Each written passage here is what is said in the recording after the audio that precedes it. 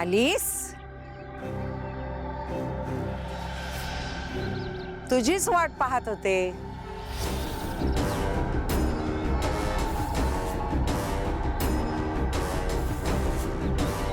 तुला काय वाटलं आज तू त्या कार्टीला वाचवू शकलीस तर पुढेही वाचवू शकशील? हा, जे महागौरीच्या मनात असणार तेच होणार. खरं सांग, तुला भीती वाटली ना की मी त्या कार्टीला मारू शकते म्हणून आलीस ना तू? हा, भीती तुला वाटलीये, घाबरलीयस तू. तुझं काहीच चालत नाही म्हणून तर या युद्धात एका चिमुकलीचा जीव घेण्याचा प्रयत्न करतेयस तू. पण लक्षात ठेव, यापुढे तुझ्या वाईट नजरेने तू वेदाकडे पाहू सुद्धा शकणार नाहीस. तिला इजा जरी पोहोचवण्याचा प्रयत्न केलास ना तरीही काय होऊ शकतं याचं उत्तर तुला मिळालंय. तुझी दृष्टी गेली नाही पण जाऊ शकते. मला धाक दाखवतेस? नाही, मर्यादा सांगते. स्वतःला शक्तिशाली समजत असशील तर युद्ध फक्त मीराशी कर. एका आईची शक्ती कमी लेखू नकोस. तू मंत्राने शक्ती जागवतेस आणि आई श्रद्धेने. श्रद्धेची शक्ती काळ्या जादूपेक्षा मोठीच असते, लक्षात ठेव.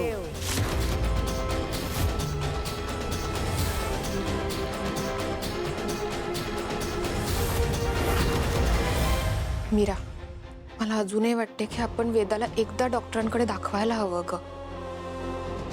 ताई, मी पण वेदाची आई आहे. मलाही तिची तितकीच काळजी आहे. हा, पण डॉक्टरांचं मत जर एकदा घेतलं तर बरं पडेल. ताई, काल डॉक्टरांनी जे पाहिलंय ना तेही खरंय, आणि आज आपण सगळ्यांनी जे पाहिलं ना तेही तितकंच खरंय.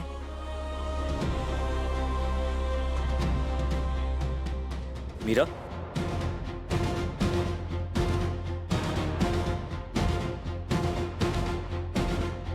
हा काय प्रकार आहे सगळा?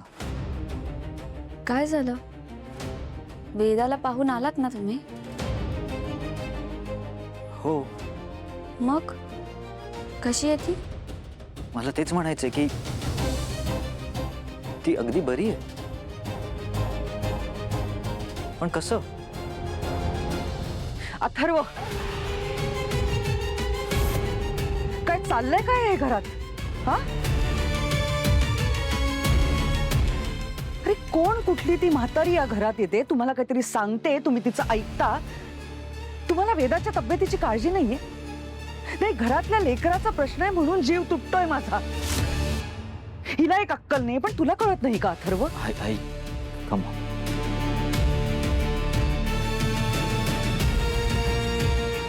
मी जस्ट वेदाला चेक करून आलोय. ती अगदी बरी, अगदी नॉर्मल.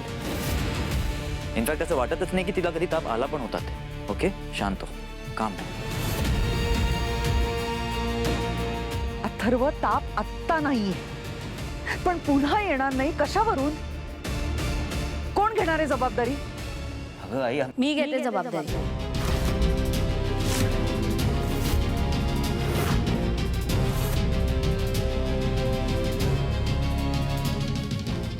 या आधीही वेदाची जबाबदारी मी घेतली होती आणि आज पुन्हा घेते.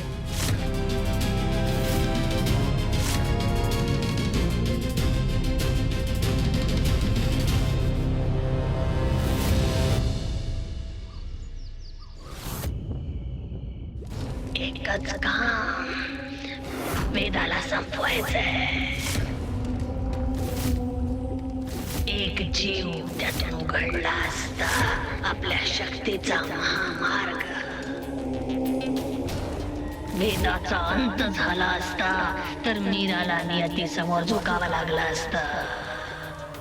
पुन्हा मूळ जन्माला घालावंच लागलं असतं.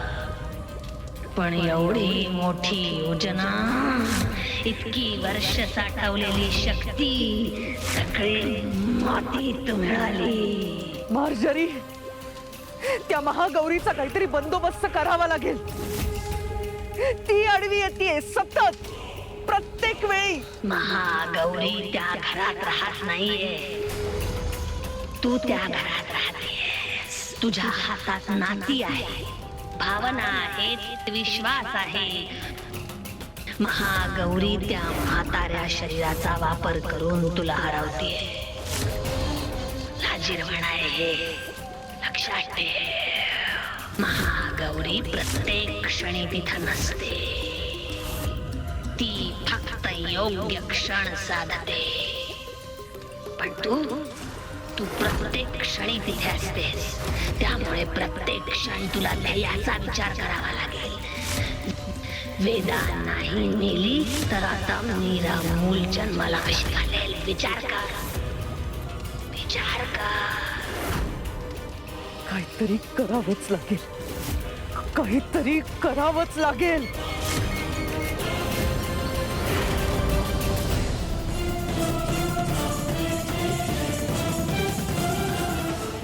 देवी आई, तुझे आभार कसे मानू ना हेच मला कळत नाहीये.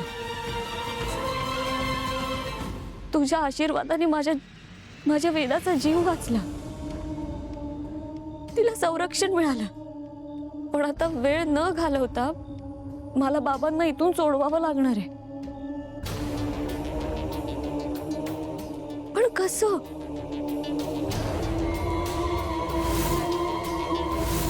तुझा बाप घे आणि मला वारस दे.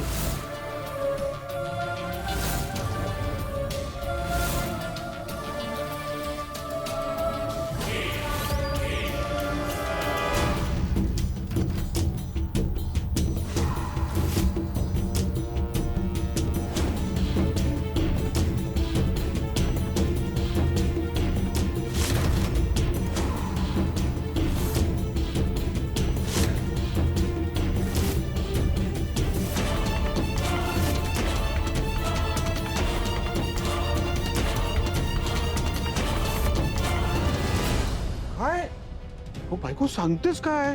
म्हणजे एवढं सगळं घडलं घरामध्ये आणि मला काही माहितीच नाही. कसं माहिती असेल? शहामृगाची अंडी शोधायला बाहेर पडला होता ना तुम्ही. कसं कळणार घरात काय चाललंय ते? नाही पण पण मला खरं सांग, वेदा बरी झाली तेही तिला हॉस्पिटलला न नेताच? ठणठणीत. कमालच झाली. कमाल नाहीये, काहीतरी वेगळंच आहे हे. ती म्हातारी इथे येते काय? मीराला काहीतरी सांगते काय? मीरा वेदासाठी ते करते काय आणि वेदा बरी होते काय? आणि हे सगळं बघून ती मंजिरी चिडते काय? म्हणजे तू म्हणतेस तसं बघितलं तर म्हणजे ती आजी घरी आली आणि तिने मीराला काहीतरी करायला सांगितलं, त्याच्यामुळे वेदा बरी झाली. आणि वेदा बरी झाली म्हणून मंजिरी वहिनी चिडली. ह्या सगळ्यात काहीतरी कनेक्शन आहे असं वाटतंय का तुला? वाटत नाहीये, आता माझी खात्री पटायला लागली आहे.